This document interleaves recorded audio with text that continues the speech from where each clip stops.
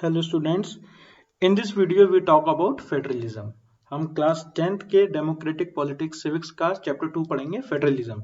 और first chapter हमने पढ़ा था पावर शेयरिंग, उसमें हमने पढ़ा था फॉर्म्स ऑफ पावर शेयरिंग और टाइप्स ऑफ पावर शेयरिंग, आप लोगों ने देखा ही था। और अब पढ़ते हैं फेडरलिज्म के बारे में। तो पहले पता होना चाहिए आप लोगों की एक चीज, जैसे कि out of 192 states, out of 192 states 25 nations that have been federal structure of government। 25 countries ऐसी हैं जिनके पास कौन सा स्ट्रक्चर है, फेडरल गवर्नमेंट है। और इन 25 कंट्रीज में वर्ल्ड की 40% पॉपुलेशन रहती है। तो मतलब क्या, इससे क्या है कि जो जितने भी बिगर नेशन है वहां पे कौन सी गवर्नमेंट है, फेडरल गवर्नमेंट है। तो व्हाट इज फेडरलिज्म? तो फेडरलिज्म वो सिस्टम है जहां पर हम पावर को क्या करते हैं, डिवाइड करते हैं, या जहां पर हम पावर को डिवाइड करते हैं किसमें, टू और उससे मोर लेवल्स में। एक तो हो गया हमारा यूनियन लेवल माने सेंट्रल लेवल पे, और एक हो गया रीजनल लेवल पे जिसमें आ गया स्टेट लेवल। यहाँ पे हम पावर को डिवाइड करते हैं। तो ये क्या हो गया, टू लेवल्स ऑफ गवर्नमेंट। तो फेडरलिज्म क्या है, यहाँ पर टू लेवल्स ऑफ गवर्नमेंट है। और दोनों गवर्नमेंट, चाहे वो एंटायर कंट्री के लिए हो या फिर गवर्नमेंट किसी स्टेट के लिए, दोनों के अलग अलग क्या होते हैं, अपने सब्जेक्ट्स होते हैं।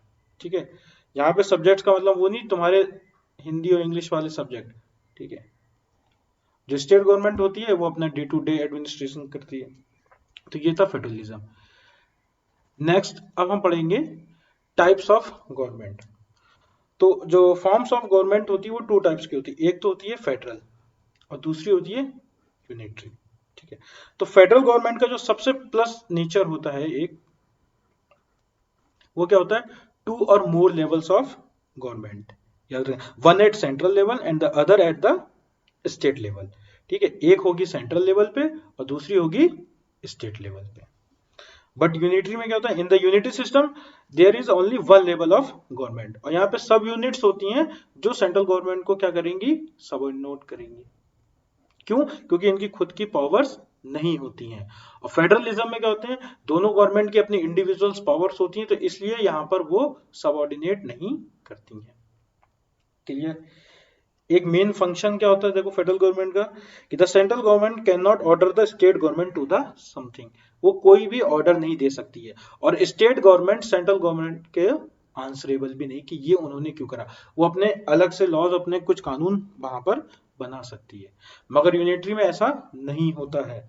The central government can pass an order the local government, और यहाँ जो लोकल गवर्नमेंट होती है वो क्या होती है, आंसरेबल भी होती है।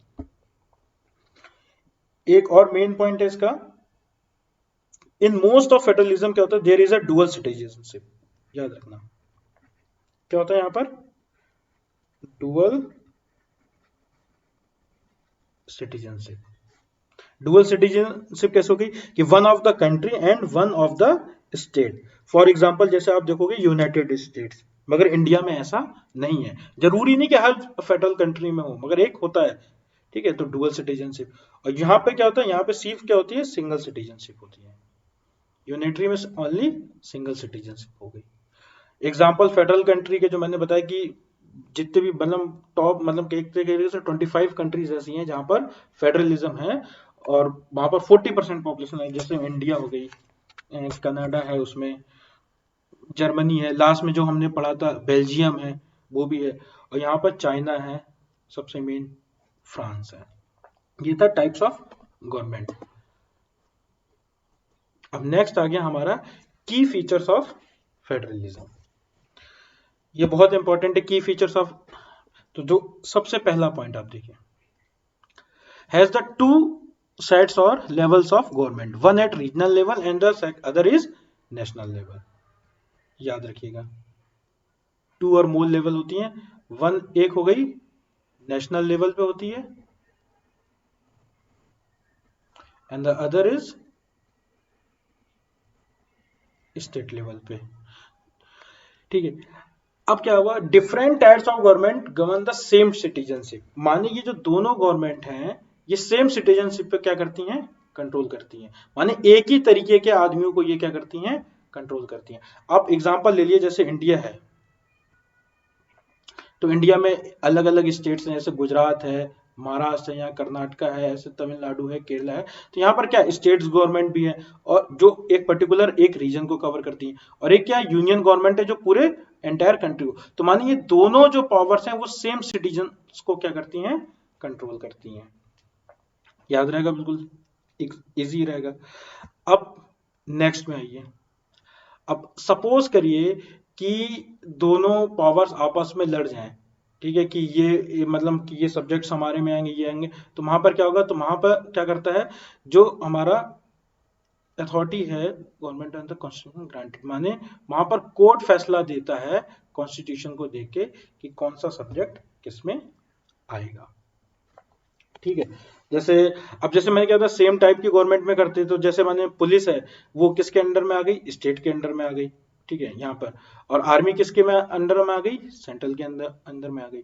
और अब ये मतलब ये कि कौन किसका है, कहाँ पर कौन कंट्रोल करेगा, तो वो क्या आ गया, जैसे कौन सा सब्जेक्ट है, कौन सा डिपार्टमेंट है, कौन सा ड्यूटीज है, वो कौन करेगा, दोनों आपस में। अगर कहीं भी कोई दोनों में डिस्प्यूट है तो वो कॉन्स्टिट्यूशन को देख के बताया जाएगा। ठीक है, अब आइए फोर्थ फंक्शन में।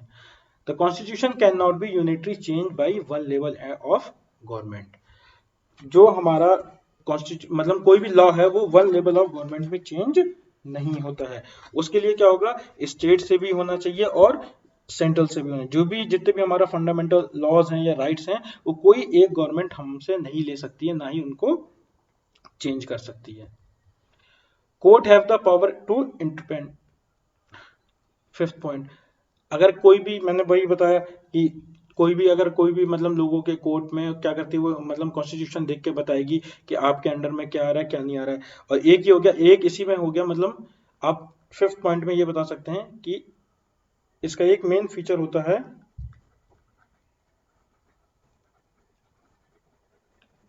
Independent judiciary. इंडिपेंडेंट जुडिशरी, और ये भी क्या होती है, दोनों के लिए होती है। एक स्टेट लेवल पे होती है और एक सेंट्रल लेवल। स्टेट लेवल पे क्या होते हैं, हाई कोर्ट्स होते हैं, और सेंट्रल में क्या होता है, सुप्रीम कोर्ट। आप लोगों ने 8th क्लास में पढ़ा भी होगा हाई कोर्ट सुप्रीम कोर्ट के बारे में। इंडिया का सुप्रीम कोर्ट कहां पर है, जैसे कोई बता सकता है? यस, इंडिया का सुप्रीम कोर्ट दिल्ली में है। सेकंड आ गया कि गवर्नमेंट के पास पैसा कहां से आएगा, रेवेन्यू कहां से आएगा। तो ये भी क्या है, फेडरलिज्म में है कि source of revenue for each level of government are clearly specified. और अगर वन लेवल पे आ रहा है रेवेन्यू तो उसको क्या करा जाएगा, सेंट्रल स्टेट में क्या करा जाएगा, डिवाइड करा जाएगा।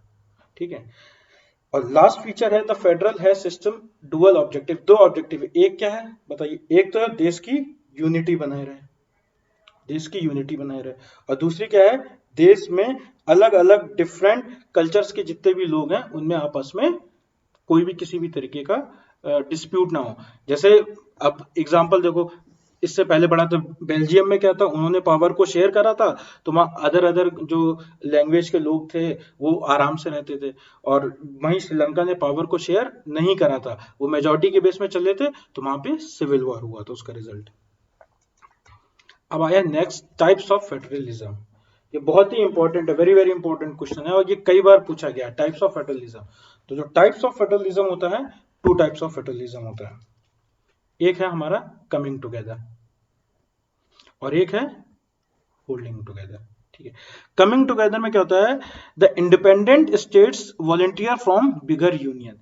यहाँ पर जो बड़े बड़े स्टेट्स मतलब जो बड़े बड़े स्टेट्स होते हैं वो आपस में मिलके गवर्नमेंट बनाते हैं, और the states and the central have a equal power. याद रखना, सेंट्रल सेंट्रल प्लस स्टेट, यहाँ पे क्या होती है, इक्वल पावर होती है दोनों में। याद रहेगा, तो वही है कि states come together to form a bigger unit. For example USA, Australia, यहाँ पर क्या अलग अलग स्टेट्स है। जैसे यूएसए में आप जाएंगे तो न्यूयॉर्क अलग है, कैलिफोर्निया अलग है, और वो आपस में मिलके क्या बनाते हैं, एक कमिंग टुगेदर फेडरलिज्म बनाते हैं। और वहां पर क्या सेंट्रल लेवल पे एक अलग लॉ कानून बनता है और स्टेट का क्या होता है वहां पर अलग होता है, दोनों की पावर्स क्या होती है, बिल्कुल सेम होती है, तो वो होता है कमिंग टुगेदर। दूसरा होता है फेडरलिज्म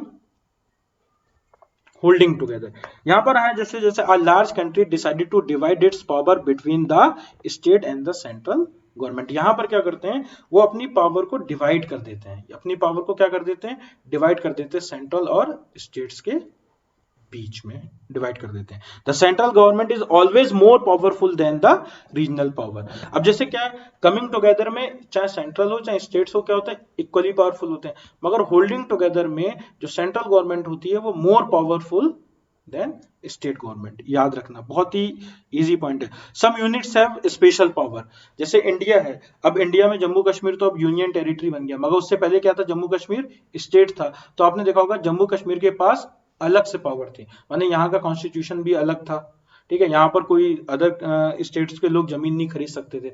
तो होल्डिंग टुगेदर में क्या होता है कि some units have the special power, मतलब कुछ स्टेट्स हैं उनको स्पेशल पावर भी होती है। और होल्डिंग टुगेदर का एग्जांपल इंडिया, स्पेन, बेल्जियम, ये होते हैं। तो वही है, तो याद रखना टाइप्स ऑफ फेडरलिज्म कितने होते हैं, टू टाइप्स ऑफ फेडरलिज्म होते हैं, एक होता है कमिंग टुगेदर और एक होता है होल्डिंग टुगेदर। कमिंग टुगेदर में states come together to form a bigger unit, and holding together में large country divided its power between the constituent units, अपनी पावर को क्या कर देते हैं, वो डिवाइड कर देते हैं। नेक्स्ट आ गया what makes India a federal country, features of Indian federalism की इंडिया फेडरलिज्म, इंडिया में कैसे फेडरलिज्म है। तो देखिए सबसे पहले इंडिया में क्या है, तो इंडिया में जो पावर्स हैं वो हमने क्या करी हैं, डिवाइड कर रखी हैं। किसमें डिवाइड करी हैं, सेंट्रल गवर्नमेंट में और स्टेट गवर्नमेंट में पावर डिवाइड करी है। और किसके पास कौन से सब्जेक्ट हैं उसके लिए हमने 3 लिस्ट बनाई है, यूनियन लिस्ट, स्टेट लिस्ट और कॉन्ग्रुएंट लिस्ट। इनके बारे में अभी आगे डिस्कस करेंगे।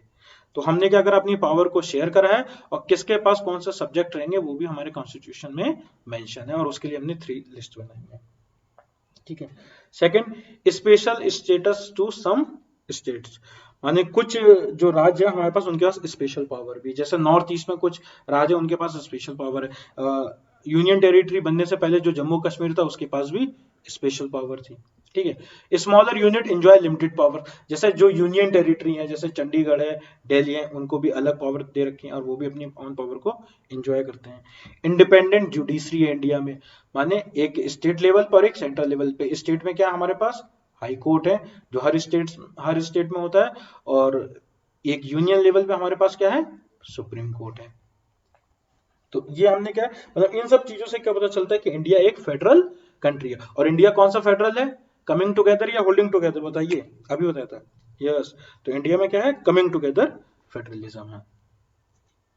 अब नेक्स्ट जो हमने बताया था कि इंडिया में जो पावर, जो 2 लेवल्स ऑफ पावर को हमने शेयर करा है स्टेट और यूनियन में, तो उसमें क्या है कि हमने 3 लिस्ट को मेंशंस करा है जिसमें हमारे पावर्स को डिवाइड हुआ। सबसे पहले हमारी यूनियन लिस्ट, तो यूनियन लिस्ट में कौन से यूनियन लिस्ट में है, देखिए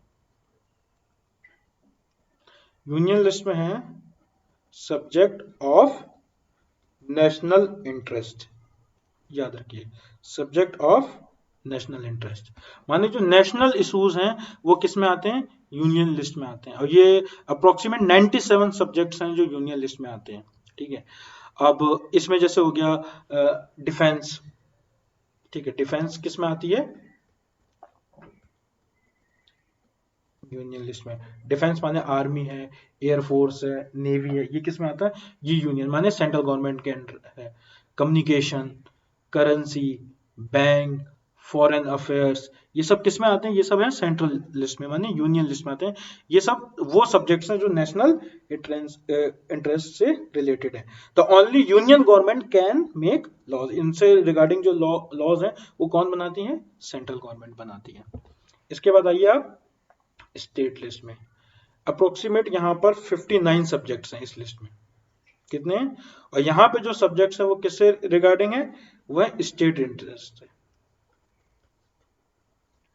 ठीक है। और only state government can make laws, इनसे रिगार्डिंग जितने भी लॉज है वो कौन बनाता है, स्टेट गवर्नमेंट बनाएंगे। अब जैसे subject like police, local government, ठीक है, आगे ट्रेड आ गया, कॉमर्स आ गया। आपने देखा होगा हर पुलिस अलग होती है, आपने सुना होगा कि Punjab police, Delhi police, Uttar Pradesh police, Meghalaya police. तो ये क्या, हर स्टेट की अलग अलग होती है। तो पुलिस किसके कंट्रोल में है, स्टेट के कंट्रोल में, इसलिए स्टेट लिस्ट में आती है। ठीक है, ट्रेड है वहां का, कॉमर्स है वहां का, एग्रीकल्चर है, क्योंकि हर जगह की कंडीशंस अलग हैं, तो इसलिए सेंट्रल तो उन्हें कंट्रोल नहीं कर सकता, तो एग्रीकल्चर को किस में रखा गया है, स्टेट में रखा गया, कि हर स्टेट गवर्नमेंट उस एग्रीकल्चर को अपने आगे देखती है। थर्ड आ गया कॉन्ग्रुएंट लिस्ट। इसमें क्या है, इसमें सब्जेक्ट्स ऑफ कॉमन इंटरेस्ट, याद रखना, subject of common interest. Subject of common interest कैसे, जैसे अब इसमें ये भी हो गया, सेकंड पॉइंट इसमें लिख देते कि both tier can frame laws but the case of conflict union government law to prevail. माने इसमें दोनों गवर्नमेंट क्या बना सकती हैं, लॉज बना सकती हैं, और अगर कहीं पे कोई कंफ्लिक्ट होगा तो किसका कानून माना जाएगा, यूनियन गवर्नमेंट का माना जाएगा। और इसमें अप्रोक्सीमेट 47 सब्जेक्ट्स आते हैं। ठीक है, अब कौन कौन से आगे एग्जांपल, जैसे एजुकेशन है, फॉरेस्ट है, मैरिज है, एडॉप्टेशन है। अब एजुकेशन देखो तुम्हें जैसे क्लियर पता होगा, जैसे कुछ स्कूल्स होते हैं वो सीबीएसई के अंडर में आते हैं। ठीक है, सीबीएसई सेंट्रल में आ गई। कुछ स्टेट्स हैं जो तुमने देखा होगा कि बिहार बोर्ड, ठीक है, यूपी बोर्ड, मेघालय बोर्ड, ठीक है, Tamil Nadu board, Kerala board, Rajasthan board. तो एजुकेशन क्या, कांग्रेस माने जो दोनों में आता है। तो एजुकेशन हमारी किस में आती है, कांग्रेस। और एक फोर्थ लिस्ट और है जिसे बोलते हैं हम रेजिडेंशियल लिस्ट।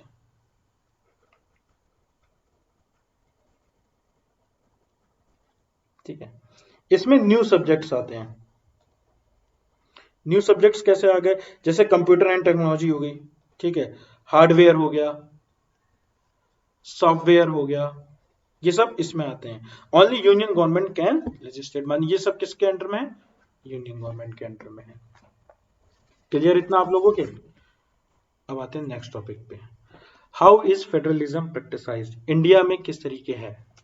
अब इंडिया में किस तरीके, तो सबसे पहले आपने देखा होगा लिंग्विस्टिक स्टेट्स।